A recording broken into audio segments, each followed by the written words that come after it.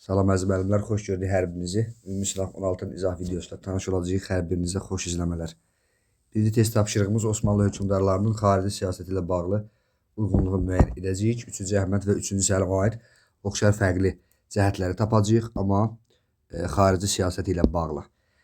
Deməli, 3-cü Əhmədin 3-cü Səlimdən fərqləri içərisinə baxdıqda Qara və Mərmərə dənizlərinin xəritəsinin çəkilməsi bu doğru fikirdir, amma xarici siyasət yox, daxili siyasətdir deyə biz bunu doğru cavab kimi götürməyəcəyik. Səfəvi dövlətlə sülh müqaviləsinin imzalanması 3-cü Əhmədin dövründə Səfəvi dövlətlə hər hansı bir müqavilə imzalanmayıb. Yəni bu xarici siyasət hesab olunsa da sülh müqaviləsi yoxdur. Balkan yarımadasında bir sıra ərazilərin itirilməsi isə bizim doğru cavabımız olacaq. Hansı ki 1715-18-ci illər Avstriya və Venesiya ilə aparılan müharibə nəticəsində məğlub olur və imzalanmış müqavilələrin nəticəsində Osmanlı Balkan yarımadasında bir sıra ərazilərini itirir. Həmin ərazilər isə 1-ci Mahmudun dövründə geri qaytarılacaq. Oxşar cəhətlərə baxdıqda biz Rusiya ilə uğurlu hərbi əməliyyatların aparılması bu 3-cü Əhmədə aid olan xüsusiyyətdir. 3-cü Əhmədin dövründə 1711-ci il Prut yürüşü Osmanlı dövləti üçün uğurla nəticələnmişdir. Amma 3-cü Səlimin dövrünə baxdıqda biz 1791-ci il Yassı müqaviləsi ilə nəticələnən müharibəni tanıyırıq ki, orada da Osmanlı üçün uğurlu yox, uğursuz nəticələnmişdir. Avstriya sülh müqaviləsinin imzalanması bizim oxşar cəhətlərimiz içərisində yer alacaq. 3-cü Əhmədi qeyd etdik 1718-ci ildə. 3-cü Səlimdə isə 1790-cı ildədir. Düz ili yazılmır, amma 1787-91-ci il Rus-Osmanlı müharibəsində Rusiyanın müttəfiqi Avstriya idi, amma məğlub olur və Osmanlı ilə müqavilə bağlayaraq müharibədən çıxır. Bu 3-cü Səlimin dövründə təsadüf edir. Avropadakı yeniliklərdən xəbərdar olmaq üçün isə bir sıra tədbirlərin görülməsi də hər iki hökmdar üçün oxşar cəhət təşkil edir və xarici siyasət hesab olunur. Deməli, 3-cü Əhmədin dövründə xaricdəki proseslərdən xəbərdar olmaq üçün nümayəndəlik heyətinin göndərilməsi var Avropaya. Oradakı hadisələrin istər iqtisadi, siyasi və digər məsələlərlə bağlı yenilikləri öyrənmək. 3-cü Səlimin dövründə də Avropadakı səfirlikləri biz qeyd edə bilərik ki, Avropada səfirliklər açılmışdı və o səfirliklər mütəmadi olaraq Osmanlıya Avropa ilə bağlı xəbərlər ötürürdü, belə deyək. Yəni bu hər iki üçün oxşar cəhətdir. 3-cüyə baxdıqda biz Avropada daimi səfirliklərin açılması qeyd etdiyimiz kimi 3-cü Səlimə aiddir. Cənubi Qafqazın bir hissəsinin Rusiyanın hakimiyyəti altına keçməsinin tanınması bu çıxacaq cavablardan. Çünki bu xüsusiyyət verilən hər iki hökmdarın xarici siyasəti üçün oxşar cəhət təşkil edir. Belə ki, 3-cü Əhmədin dövründə 1724-cü il İstanbul müqaviləsinə əsasən Cənubi Qafqazın bir hissəsinin Rusiyanın hakimiyyəti altına keçməsi tanınır. 3-cü Səlimdə də 1791-ci il Yassı müqaviləsində Şərqi Gürcüstanın Rusiyanın himayəsinin altına keçməsini tanıyır. Bu oxşar xüsusiyyətdir. Bunda çıxacaq cavablardan xarici tacirlərin ölkə ərazisində fəaliyyətinin məhdudlaşdırılması isə bu daxili siyasətdir, xarici siyasət hesab olunmur. Birinci sualımız oldu A variantı. 2-yə baxırıq biz, bəli, bu başı bəlalı testimiz müəllimlərin demək olar ki, hamısının səhv yazdığı testi. Hələ ki, bu günə qədər təbii ki, işləyən müəllimlərdən söhbət gedir, bu testi işləyən müəllimlərdən. Euler-Venn diaqramının tələblərinə əsasən B-ni tapacağıq. Baxın, testimizin şərtini Azərbaycan biz qeyd etmişik. Bizim diqqətimizdən qaçan məqam budur. İndi deyəcəm. Və A hamısına aid oxşar xüsusiyyətdir. Bizə isə nəyi tapmaq lazımdır? Yəni B-ni, B nədir? 17-ci əsrlə 16-cı əsrin oxşar cəhətini tapmaq lazımdır. Baxdıqda biz, baxın, iqtisadi sahədə tədbirlərin həyata keçirilməsi bu A-ya gedir. 15-ci əsrdə Uzun Həsənin dövründədir. 16-cı əsrdə Təhmasibin və eyni zamanda Abbasın dövrünə aid edə bilərik. 17-ci əsrdə də məsələn elə biz Süleymanın dövrü və yaxud 2-ci Abbasın dövründəki hadisələri qeyd edə bilərik iqtisadi tədbirlər olaraq. Osmanlı İmperiyası ilə sülhün imzalanması, bəli, bax, bizim başı bəlalı variantımız budur. Deməli, müəllimlər, burada həmişə testin şərtinə diqqət etmək lazımdır. Testin şərtində Azərbaycan olaraq qeyd eləmişik biz və müəllimlər qeyd edirlər ki, axı müəllim, 15-ci əsrdə də Osmanlı ilə sülh müqaviləsi var. Bəli, var, doğru fikirdir. Ona heç kim etiraz etmir. 1461-ci ildə Osmanlı ilə Ağqoyunlar arasında müqavilə imzalanıb. Amma həmin müqavilənin Azərbaycanla bağlı hər hansı bir, belə deyək, Azərbaycanda hər hansı bir aidiyyəti yoxdur. Birincisi, həmin dövrdə, yəni 15-ci əsrdə Ağqoyunların Azərbaycanda hakimiyyəti yox idi. Onlar həmin dövrdə Anadoluda belə deyək Haqqoni'nin bəyliyini bilirsiniz də. Diyarbəkir, Anadolu tərəflərdə hakimiyyətdə idilər. İkincisi isə o müqavilələrin şərtlərində də Azərbaycanla bağlı hər hansı bir məsələ öz əksini tapmır. Yəni o müqavilələrin Azərbaycanla əlaqəsi yoxdur qısa olaraq. Amma 17-ci və 16-cı əsrlərdə isə müqavilə imzalanıb. Hansı ki 1555, 1590, 16-cı əsr Osmanlı ilə müqavilələrdir və 17-ci əsrdə isə 1612, 1618 və 1639-cu il müqavilələri qeyd edə bilərik. Deməli, B elə B-yə gedir.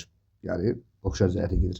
Osmanlı zülmü əleyhinə çıxışların baş verməsi isə 15-ci əsrdə hər hansı bir çıxış yoxdur Osmanlıya qarşı. 16-17-ci əsrlərdə isə var. 16-cı əsrdə elə 1591 Cəlallilər hərəkatını qeyd edə bilərik. 17-ci əsrdə isə məsələn elə 1603 Ordubadda baş vermiş üsyanı, Təbrizdə baş vermiş üsyanları qeyd edə bilərik. Eyni zamanda da Cəlallilər hərəkatı özü də hələ 16-cı sonu 17-ci əsrin əvvəllərində davam eləyirdi yəni. Deməli, cavabımız olacaq A variantı müəllimlər. Müəllimlərimizin çoxu C variantını doğru cavab kimi götürüblər, amma yəqin ki, aydın oldu sizə. Mərkəzi hakimiyyətə qarşı qiyam baş verməsi bu 15-ci əsrlə 16-cı əsrin oxşar cəhətidir. Azərbaycan adlı vahid inzibati bölgünün yaradılması isə belə deyək, bu Şah Abbasın islahatlarına əsasəndir. 16-cı əsrdədir. Bu oxşar cəhət deyil. 3-ə baxırıq. Biz Alban hökmdarı Urnayırın daxili siyasəti üçün xarakterikdir. Baxırıq, bütpərəstliyə qarşı mübarizə aparılması bilirsiniz ki, yeni dərsliklərdə artıq bu haqda məlumat verilir. Bütpərəstliklərin təqib edilməsi, onlara qarşı mübarizə aparılması, xristianlığın ölkə ərazisində rəsmi din kimi qəbul edilməsi 313-cü il Urnayırın daxili siyasətidir. Sasani dövləti ilə müttəfiqlik siyasətinin yeridilməsi bu bizim doğru cavab kimi olsa da, doğru fikirdir, amma daxili siyasətinə aid deyil, xarici siyasətinə aiddir. Ona görə biz 3 cavablardan götürməyəcəyik. Xristianlığı təbliğ edən məktəblərin açılması 3-cü Mömin Vaçaqanın dövrünə aiddir. Qısa müddətli Sasani məzbanına son qoyulması isə təbii bu da 3-cü Mömin Vaçaqanın adı ilə bağlıdır. Onun hakimiyyətə gəlməsi ilə buna son qoyulur. Cavab olacaq 1 və 2. Yəni D variantı. Deməli, 4-cü sualımız möhtəşəm sualdır. Azərbaycan SSR-nin 20-ci əsrin 20-ci illərlə 40-cı illərini müqayisə edəcəyik, amma doğru və yanlışa diqqət edəcəyik müəllimlər. Gəlin baxaq. 20-ci əsrin 20-ci illər və 40-cı illərinin oxşar cəhətləri içərisində Azərbaycanlılara qarşı repressiyaların həyata keçirilməsini yazmışıq. Bu, əlbəttə ki, oxşar xüsusiyyətdir. 20-ci əsrdə, 20-ci illərdə daha doğrusu bu AXC nümayəndələrinin öldürülməsi, hadisələrini xatırlayın, Fətəli Xalqovskinin, Nəsbə Yusufbəyli və digərlərini, Məmməd Əmin Əfsuzadə isə canını qurtarıb qaça bilir. 40-cı illərdə də əlbəttə ki, bizim Azərbaycan ədəbiyyatına qarşı, Azərbaycan tarixinə qarşı, Azərbaycanın şəxslərə qarşı repressiyalar davam eləyirdi. Xüsusilə Dədə Qorqud deposunu xatırlayaq biz, digər hadisələr var ki, Abbas Qağa Başqanın əsərləri falan qadağan edilmişdi. Yəni bu repressiyalar hər iki dövr üçün oxşar xüsusiyyətdir və doğrunun qarşısında yazıldığına görə biz bunu cavablardan götürəcəyik. 2-nin SSR-nin ermənipərəst siyasət yeritməsi həm 20-ci əsrin 20-ci illərinin, həm də 20-ci əsrin 40-cı illəri üçün oxşar cəhətdir. Amma bizə ikinci cərgədə yanlış olan cavabları tapmaq lazımdır. Bu isə doğru fikir olduğuna görə biz bunu cavablarda götürməyəcəyik. İkinci cavablardan çıxacağıq. 3-ə baxdıqda biz Azərbaycanlıların Ermənistan SSR ərazisindən köçürülməsi, bu SSR ərazisindən köçürülməsi biz oxşar cəhət kimi qeyd etmişik. Amma bu yanlış xüsusiyyətdir. Belə ki, SSR ərazisindən köçürülməsi 1948-53-cü illəri əhatə eləyir. İlk köçürülmə. 20-ci illərdə hər hansı bir köçürülmə yoxdur. Və bizə də doğru fikir lazım olduğuna görə biz 3 cavablardan çıxacağıq. Cavabımız qalacaq B variantı. Talon sisteminin ləğv olunması, bəli, 1940-cı illərdədir. 40-cı illər, 47-ci ildir və doğru fikirdir. 40-cı illərin 20-ci illərindən fərqidir. Deməli, biz bu cavabları gətirəcəyik. Azərbaycan Kommunist Partiyasının yaradılması yanlış fikirdir. Doğrudur və deməli, bu Azərbaycan SSR-yə aid deyil. Azərbaycan Kommunist Partiyası 1920-ci ilin fevral ayında yaranır. Yəni, bu Azərbaycan SSR-nin dövrünə yox, Azərbaycan Xalq Cumhuriyyətinin fəaliyyəti dövrünə təsadüf edir və yanlış cavab olur. Biz bunu cavablara gətiririk. 6-ya da baxdıqda Azərbaycan Komünist Partiyasının birinci katib vəzifəsinin təsis edilməsi isə 1929-cu ilə aiddir. Bu 20-ci illərin 40-cı illərindən fərqidir və doğru fikirdir deyə biz bunu cavablardan götürəcəyik. Cavab olacaq B variantı. 5-ə baxırıq, biz klasteri tamamlayacağıq. Verilmiş xüsusiyyət 20-ci əsrin əvvəllərində sənaye inkişafının həzminə görə ABŞ-dən sonra ikinci yerə çıxmışdır. Bu bilirsiniz ki, Birinci Dünya Müharibəsinin əvvəllərində, yəni İngilisin əvvəlləri Almaniya dövləti üçün səciyyəvi olan xüsusiyyətdir. Deməli, A-ya biz Almaniyanı, yəni 3-ü əlavə eləyəcəyik. A oldu 3. A-nın 3 olduğu bizim 2 variantımız var. B və D variantı. Xüsusiyyətlərə baxdıqda İspaniyada vətəndaş müharibəsi gedişində respublikaçılara dəstək verən SSR-dir. Yəni bu klasteri başa düşməyənlər üçün deyim ki, verilmiş xüsusiyyətə əsasən dövləti tapırıq və C-yə də aşağıda verilmiş xüsusiyyətlərdən həmin dövlətə aid olanı tapmalıyıq. Yəni aşağıdakı xüsusiyyətlərdən Almaniyaya aid olan xüsusiyyətləri tapmalıyıq. Biri çıxacaq SSR olduğuna görə müttəfiqi Belçika ilə birlikdə Ruhr bölgəsini 1923-də Fransa işğal etmişdi. Edam siyasəti, xatırlayın bunu. Edam siyasəti. Birinci Dünya Müharibəsi dövründə Yaxın Şərqin neft resurslarını ələ keçirmək üçün ikili siyasət yeridən İngiltərə idi. Bunda çıxacaq buradan. Versal konfransı nəticəsində bütün müstəmləkələrini itirmişdir. Bəli, bu Almaniyaya aiddir. İkinci Dünya Müharibəsinin əvvəlində Polşanın qərbini işğal etmişdir. Bəli, bu da Almaniyaya aiddir. Bilirsiniz ki, Polşa 39-cu il Molotov-Ribbentrop paktına əsasən 2 yerə bölünmüşdür. Şərq hissəsi SSR-yə, qərb hissəsi isə Almaniyaya düşmüşdür ki, müharibənin əvvəlində də Almaniya Polşanın qərbini işğal edəcək. Ona görə cavabımız olacaq B variantı. 6-ya baxırıq biz. Bu da müəllimlərimizin səhv yazdığı testdir. İspaniya və Portuqaliya krallıqlarına oxşar cəhətləri tapacağıq. Rekonkist hərəkatı gedişində yaranmaları doğru fikirdir. 16-cı ikinci yarısında Osmanlı dövlətlə mübarizə aparması bu mövcud dərsliklərimizə əsasən Portuqaliyaya aiddir. Bunu çıxacağıq biz. İlk müstəmləkə işğallarının həyata keçirilməsi bu Portuqaliya və İspaniyanın oxşar cəhətidir. 16-cı əsrin sonunda bir dövlət halında birləşmələri də bəli, bu hər iki tarix üçün oxşar xüsusiyyətdir. Bunu bu videoda da qeyd edeyim. 8-ci sinif Azərbaycan tarixində bu məsələ öz əksini tapır. Bir cümlə olaraq keçir. Hansı ki, o Şah Abbasın Hörmüzü azad etdiyi dərsimiz var idi. Şah Abbasın Azərbaycan torpaqlarını azad etməsi. Bax, o hissəyə baxa bilərsiniz. Artıq bizim cavabımız bəllidir. Reformasiya hərəkatının uğursuzluqla nəticələnməsi isə deməli, oxşar cəhət deyil. Reformasiya hərəkatı İspaniyada uğursuzluqla nəticələnir. Portuqaliya haqqında isə bizim bir məlumatımız yoxdur. Cavab olacaq A variantı. 7-yə baxdıqda biz xəritədə ulduzla verilmiş dövlətin 20-ci əsrin birinci yarısı Böyük Britaniya ilə uyğun cəhətini tapmış olacağıq. Xəritə verilən dövlət Almaniya dövlətidir. Almaniya ilə Böyük Britaniya ilə ümumi cəhətini tapdıqda biz İran ərazisində qoşun yeritməsi bu heç birinə demək olar ki, aiddir. Düzdür, əvvəlki dərsliklərimizdə 20-ci əsrin 40-cı illərində SSR-nin, ingilislərin, Amerikalıların İran ərazisində qoşun yeritməsi qeyd olunurdu. İndi səhv etmirəmsə artıq İngiltərəni çıxardıblar. Amma hər halda Almaniyaya aid deyil bu xüsusiyyət. Avropa İqtisadi Birliyi yaradılmasında iştirak etməsi. Bu bəli, Almaniyanın və İngiltərənin tarixi üçün oxşar cəhət ola bilər. Amma Avropa İqtisadi Birliyi 1957-ci ildə yaranıb. Bu isə 20-ci əsrin ikinci yarısı edir. Millətlər Cəmiyyətindən qovulması bu Almaniya üçün səciyyəvi olan xüsusiyyətdir. 20-ci əsrin 30-cu illərdə aiddir. İngiltərəyə aid deyil. Həmkarlar İttifaqının fəaliyyətinin məhdudlaşdırılması da həmçinin Almaniyaya olan xüsusiyyətdir. Nasistlərin hakimiyyəti dövründə İngiltərədə belə bir söhbət yoxdur. 20-ci əsrin birinci yarısı. Qalır Sovet Rusiyası ilə iqtisadi sahədə müqavilə imzalanması. Bəli, biz 1921-ci il konkret olaraq dərslikdə verilməsi, amma 1921-22 aralığında Sovet Rusiyasının Böyük Britaniya ilə iqtisadi müqavilə imzaladığı, ticarət müqaviləsini imzaladığını bilirik. Almaniyanın isə 1922-ci ildə Ceneva konfransı gedişində Rusiya ilə, Sovet Rusiyası ilə Rapollo sazişini imzaladığını bilirik. Deməli, cavab oldu E variantı.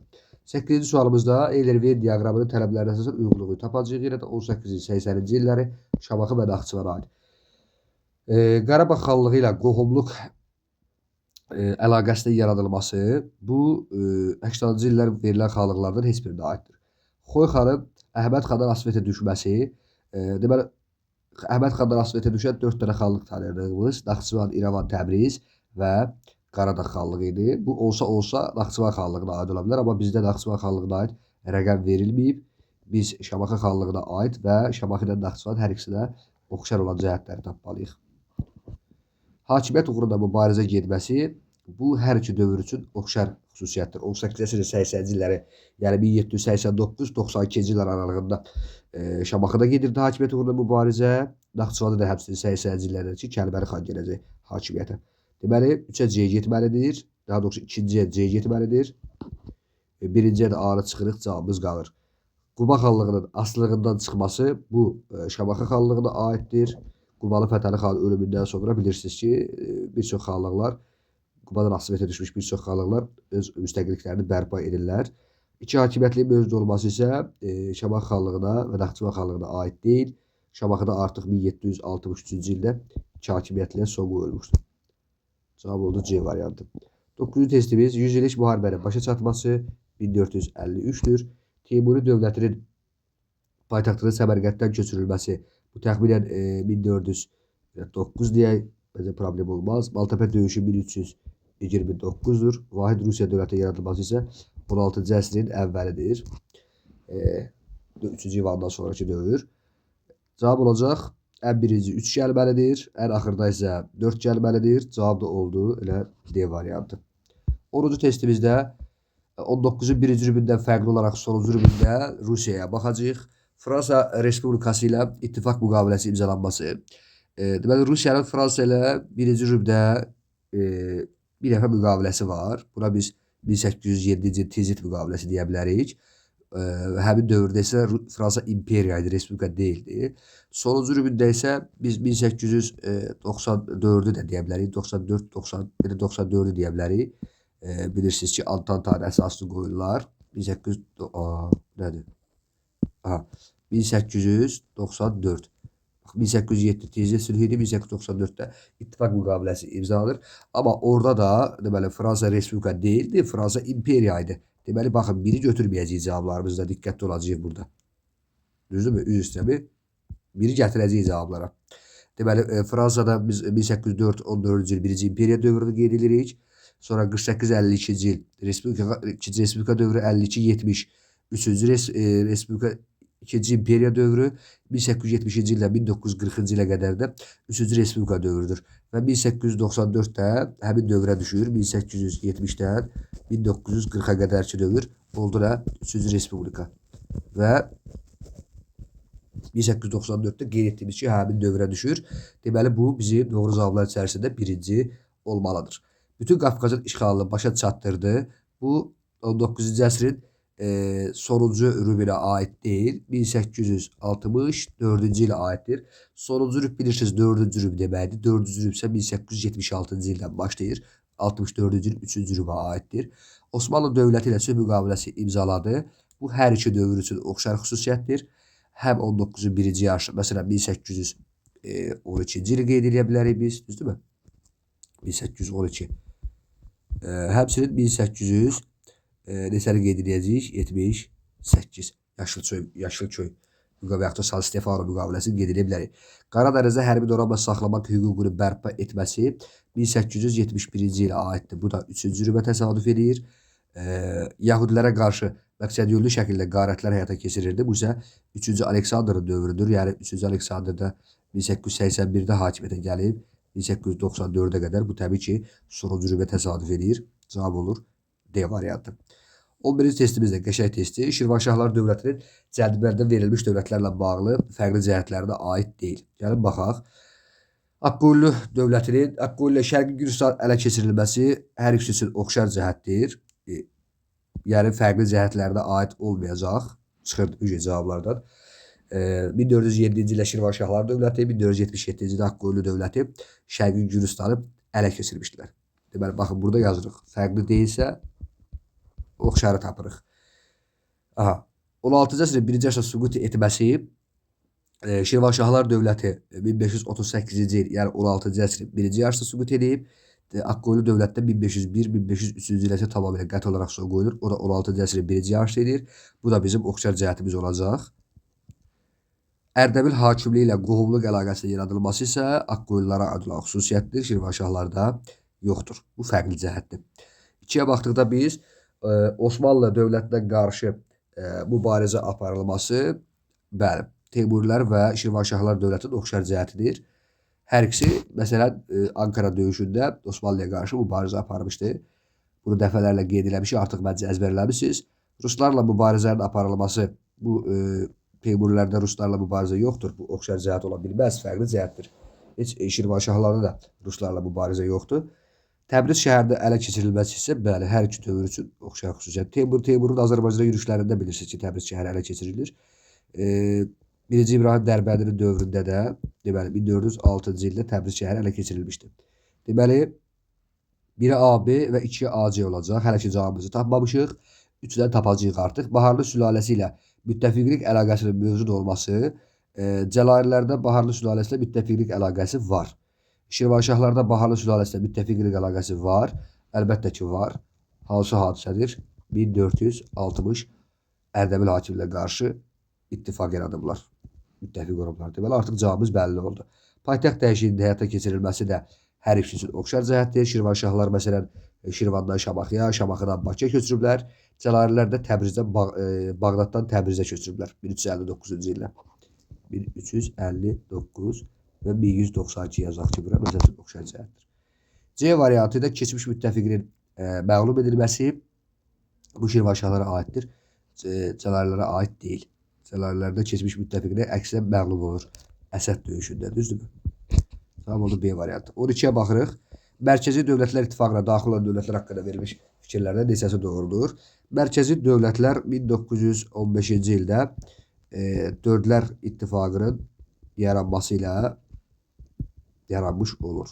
Yəni bu deyir Avropanın mərkəzində yerləşir deyə həmin dövlətlər bunlara mərkəzi dövlətlər də deyilirdi.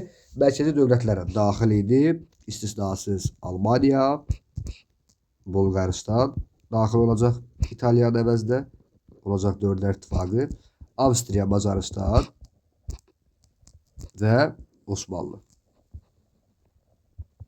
Aydındır. İndi baxırıq biz. Berlin Konqresinə əsasən Osmanlıdan asılı knyazlığa çevrilən Bolqaristandır. Paris Sülh Konfransına əsasən ərazisinin bir hissəsini qonşu dövlətlərə verməlidir. Məsələn, Avstriya, Macaristan. Bu da doğru fikirdir. 1932-ci ildə Millətlər Cəmiyyətinə üzv qəbul olunmuşdur. Aha, bu yanlış fikirdir. Çünki bu xüsusiyyət Osmanlıya yox, Türkiyə Cumhuriyyətinə aiddir. Düzdürmü? Bizə isə Osmanlı lazımdır. Lokarno konferansında bərabər hüquqi tərəfkeş kimi tanınmışdır. Bu Almaniyada olan xüsusiyyətdir. Doğru fikirdir.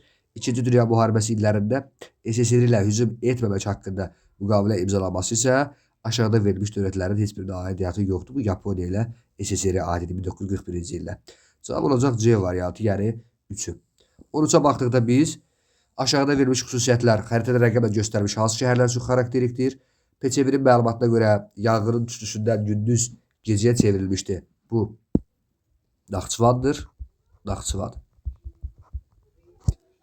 Ağa Məhəmməd Şah Qacar Azərbaycanda ikinci yürüşə bu ərazidən başlamışdır. Bu isə Ərdəbil şəhəri. Yəni Ərdəbildən başlayır o torpaqlarına hücuma.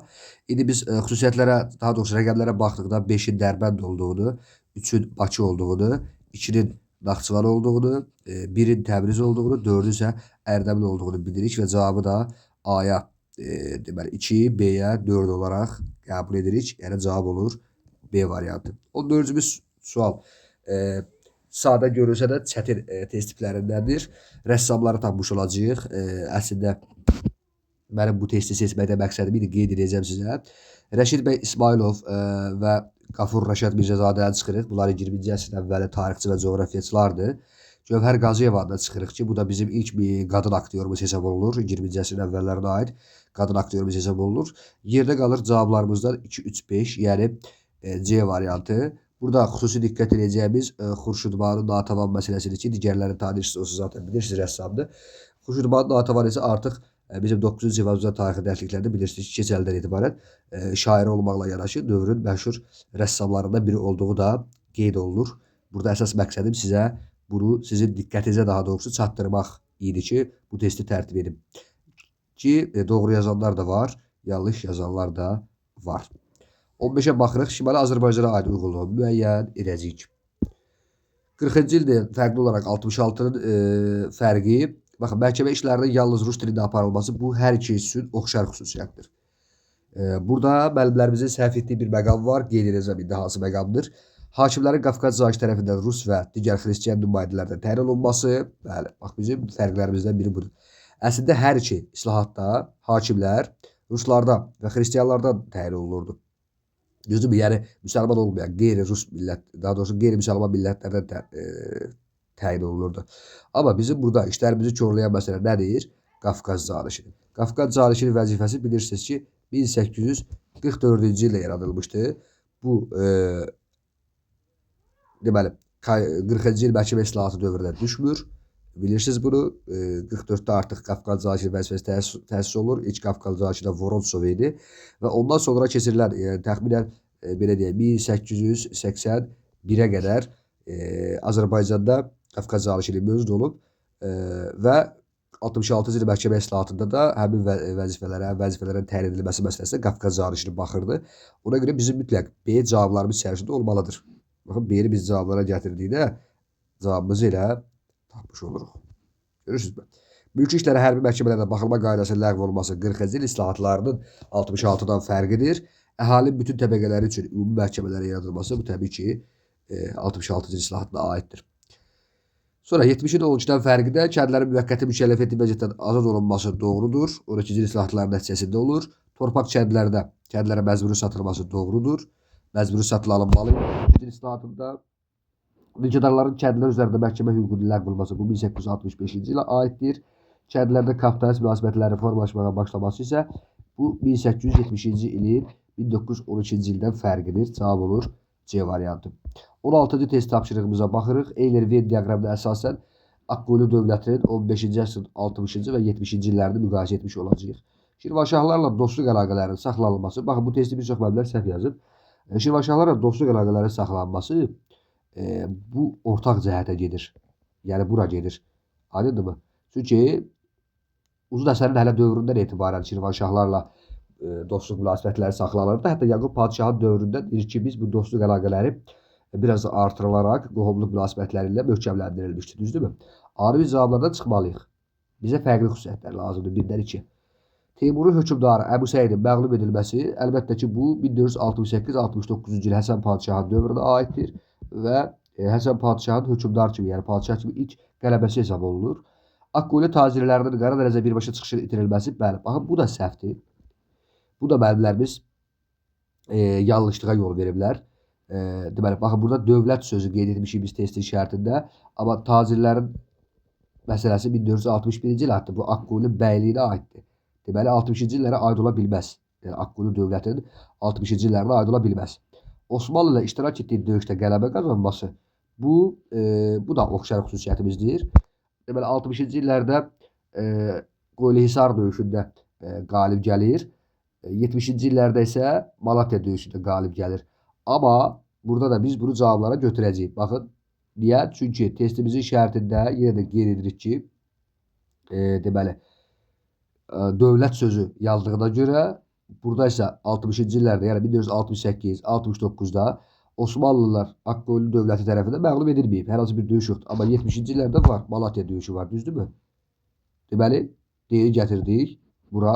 Gürcü çarı Gürcü çarı ilə sülh müqaviləsinin imzalanması isə əlbəttə ki, Yaqub Padşahın dövrüdür. Üzr istəyirəm, Üzür Əsədin dövrüdür. 6-cı Baqratla sülh müqaviləsi imzalanmışdır. Deməli, 1-ə B, 2-ə D-ə Y olacaq. Burada da diqqət tələb edən məqamlar var idi. Bu da səhv yazdığımız testlər silsiləsindəndir. 17-yə baxdıqda biz, bu nisbətən sadə sualdır.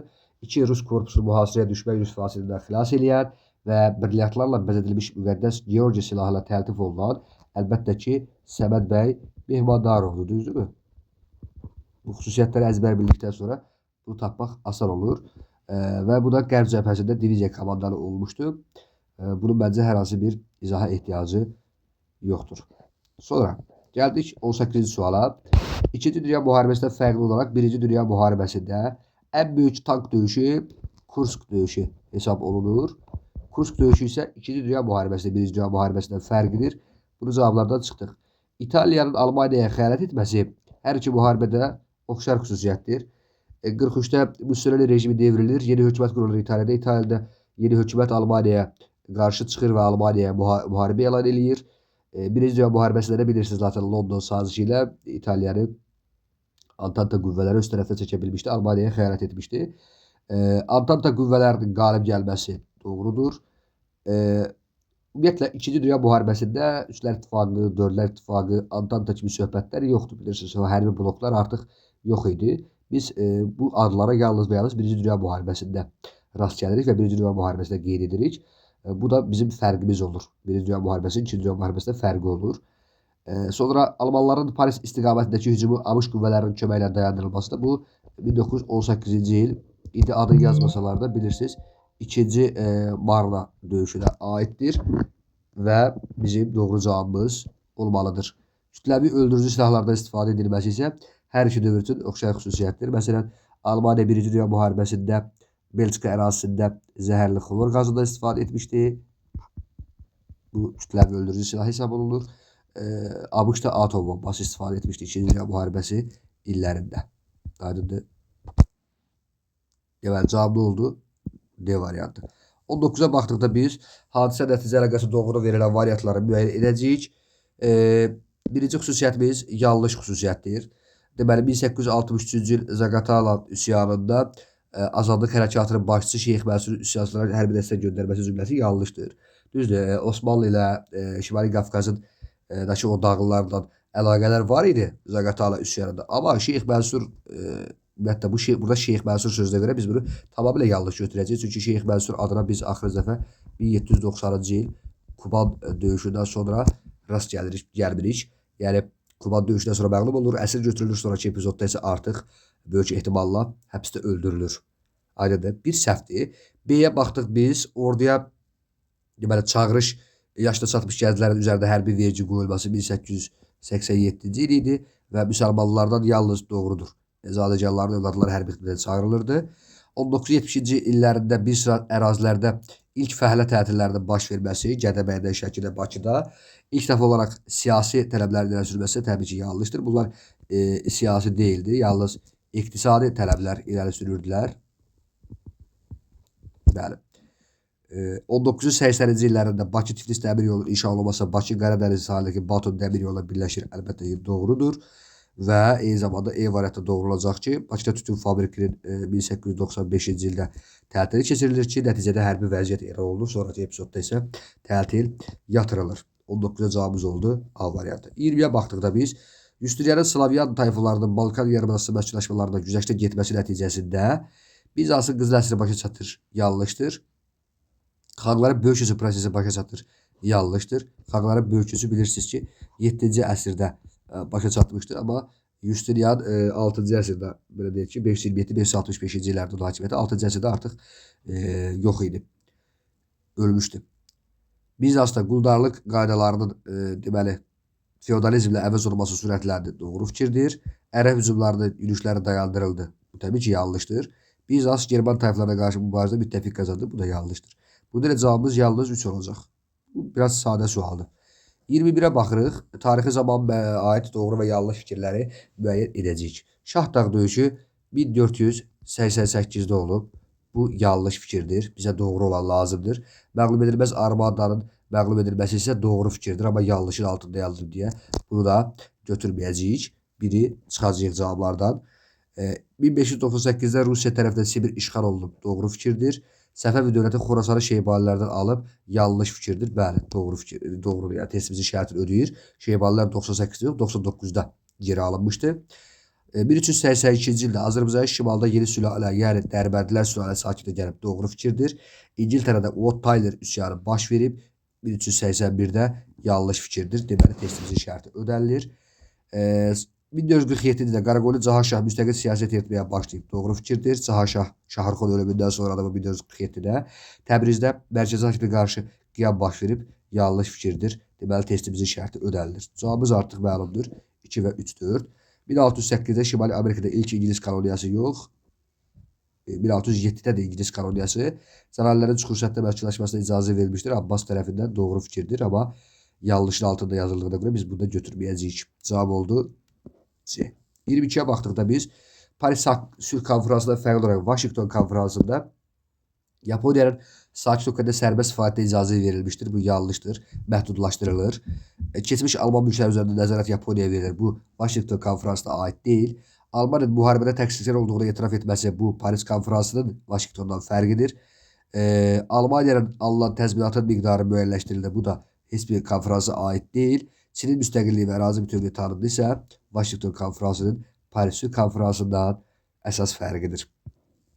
23-də baxdıqda biz daha sonra baş vermişdir. İpək fabriki şəkildəki 1861-ci ildir. Rusiyada təmiz misi əldə edən ilk fabrik zavod 1883-dədir.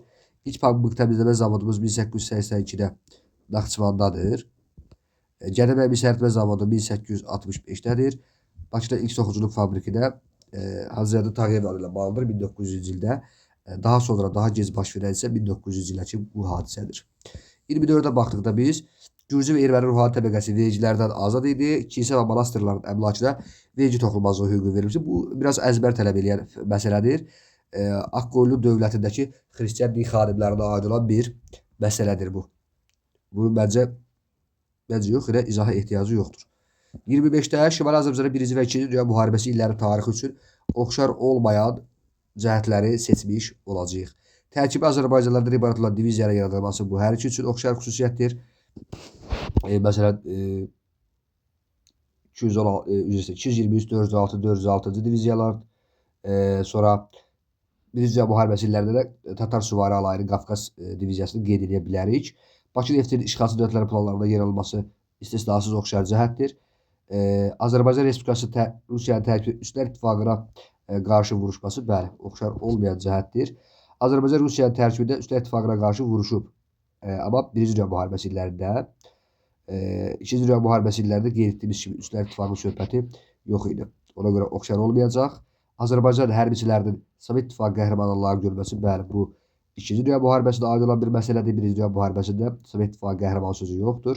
Mülki əhalinin Mərkəzi Asiya və Qazaxıstana sürgün edilməsi də oxşar olmayan cəhətlər içərisindədir ki, 1-ci Dünya müharibəsində zaten bu söhbət yoxdur. 2-ci Dünya müharibəsində Stalin istəyir. Sonradan biz Mirzəfər Bağırovun təşəbbüsü ilə bu işin yarımçıq qaldığını qeyd edirik. Cavab olur 3, 4 və 5. Neçəsi Üslər İttifaqının əsası qoyulduğu ildə Şimali Azərbaycanda baş vermişdir. Üslər İttifaqının əsası qoyulub 1879-cu ildə. Baxın, burada müəllimlərimizin bir çoxu səhv yazıb. Şimali Azərbaycanda baş vermişdir. Qeyd eləməliyik. Quvar Müəllimlər Seminariyasının açılması 1876-cı ildir. Ziya qəzeti 1879-cu ildir. Bakıda İlk Teatr binası 1883.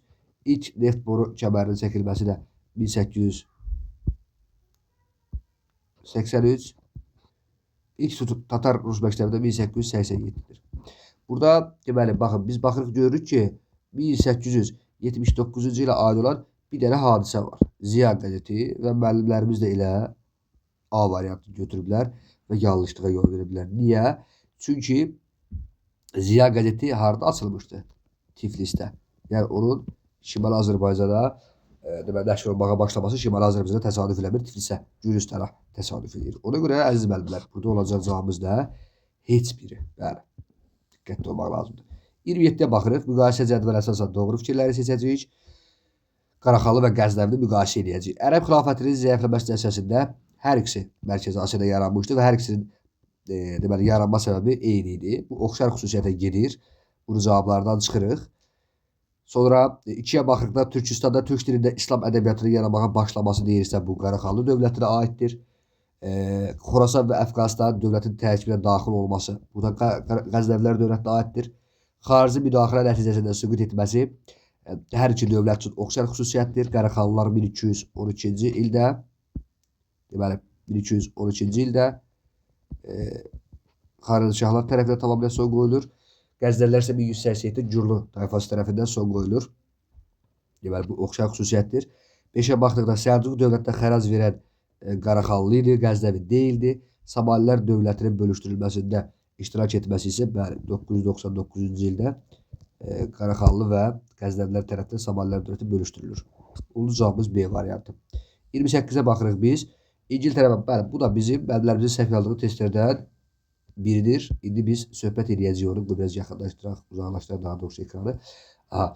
İngiltərə və Fransa dövlətinin baxın 12-ci əsr tarixini biz müqayisə edəcəyik. Qanunverici orqanın fəaliyyət göstərməsi oxşar cəhət ola bilməz. Çünki hər iki dövrdə də, daha doğrusu hər iki dövlətdə də qanunverici orqan 12-ci əsrdə yox idi. İngiltərədə 1265-də yaranır, 13-cü əsrdə. Fransada isə 1302-də yaranır, 14-cü əsrdə. Bir sıra sahələrdə islahatların keçirilməsi də bizim doğru cavabımız olmayacaq.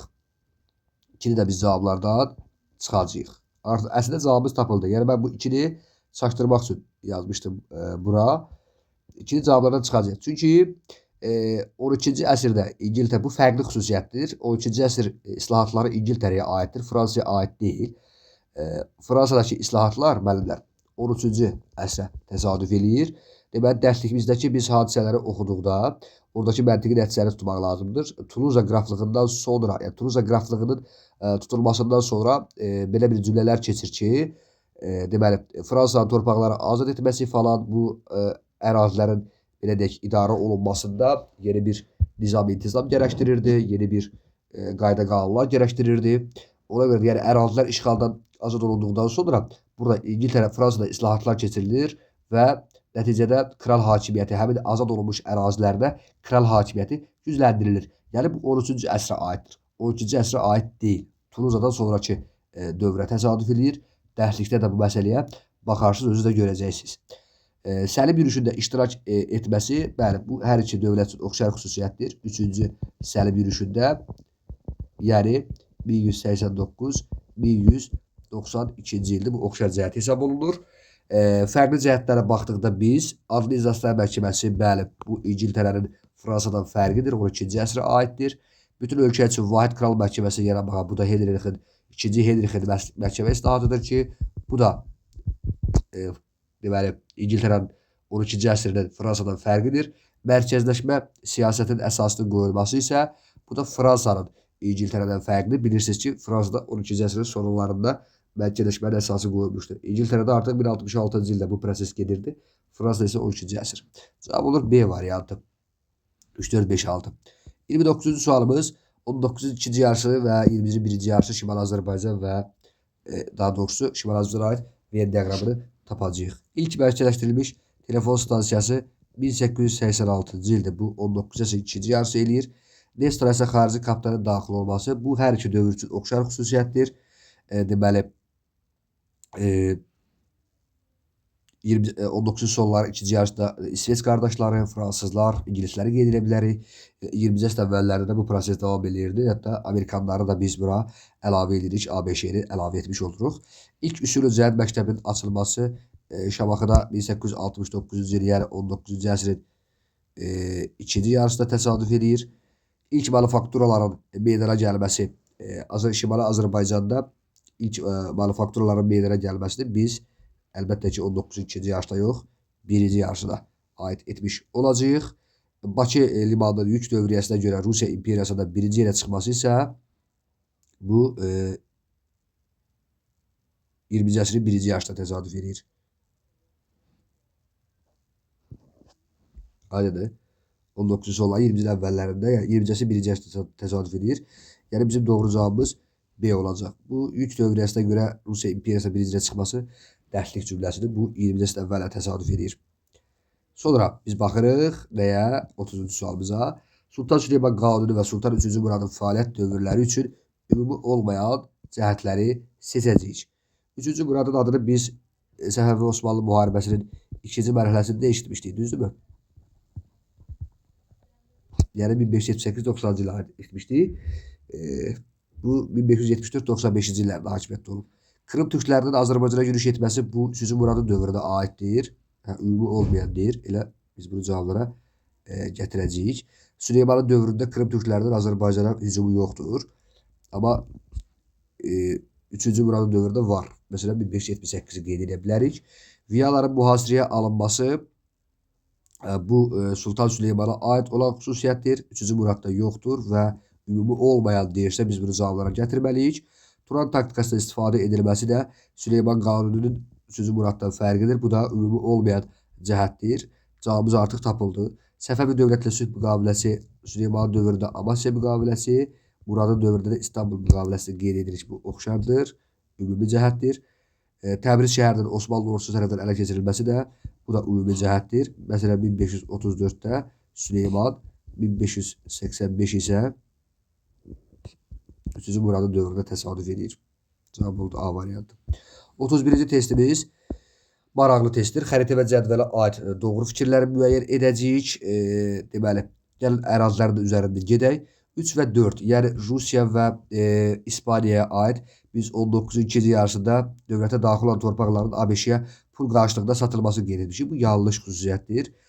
Çünki 19-cu ikinci yarısında Rusiya bəli 1867-ci ildə Alyaskanı satır Rusiyaya. Amma İspaniya 19-cu ikinci yarısında deməli pul qarşılığında hər hansı bir ərazini ABŞ-yə satmayıb. Düzdürmü? A-nı biz cavablardan çıxacağıq. Sonra vahid Almaniya yaradılmasında maneə yaradan əsas dövlətlərdəndir 2 və 6. 2 Avstriya və yaxud da Macaristan qeyd edilir. O dövrdə Avstriya ərazisidir bu ərazi. 6 da Fransadır ki, əlbəttə ki, bu bizim doğru cavabımız olacaq. Əsas maneələr kim idi? Deməli, Fransa, Avstriya və Rusiya, Danimarka falan da var idi. Sonradan söhbət edəcəyik, bir tərəfliyə nail olacaqlar. Krim müharibəsində Rusiyaya qarşı döyüşmək üçün ordu göndərənlər İspaniya və İngiltərə qeyd etmişik. Təbii ki, burada İspaniyadan söhbət gedə bilməz, yəni 4 arasında bu yanlış olacaq. İngiltərəyə qarşı ABŞ ilə ittifaq yaratmışdı. 1-4, 1 Hollandiyadır, 4 İspaniyadır. Bu da doğrudur. Fransa, İspaniya, Hollandiya, bax bu kimi ərazilər idi. Bu doğru fikirdir. Bismarckın siyasi zəkası ilə bitərəfliklərdə nail olunub. Almaniyanın birləşdirilməsi yolunda maneələrin aradan qaldırmışdı. 3 və 6-ya, yəni Rusiya ilə Fransaya qeyd etmişik ki, bu da doğru fikirdir. Bunu bayaqlara söhbət etdik. Deməli, Avstriya ilə müharibə ərəfəsində Fransanın bir tərəfi nail olur. Əslində Fransa özü də istəyir. Elə bilir ki, bunlar uzun müddət müharibə eləyəcəklər və bir-birlərini didəcəklər və zəifləyəcəklər. Amma tez olur, 40 gün cəmi çəkən müharibədə Prusiya Avstriyanı məğlub edir. Onun planı yarımçıq qalır. Rusiyada həmçinin elə Bismarck onu bir tərəf eləmişdi, uzaqlaşdırmışdı. Almaniyanın birləşdirməsi yolunda maneəni aradan qaldırmışdı. Cavab A variantı olacaq.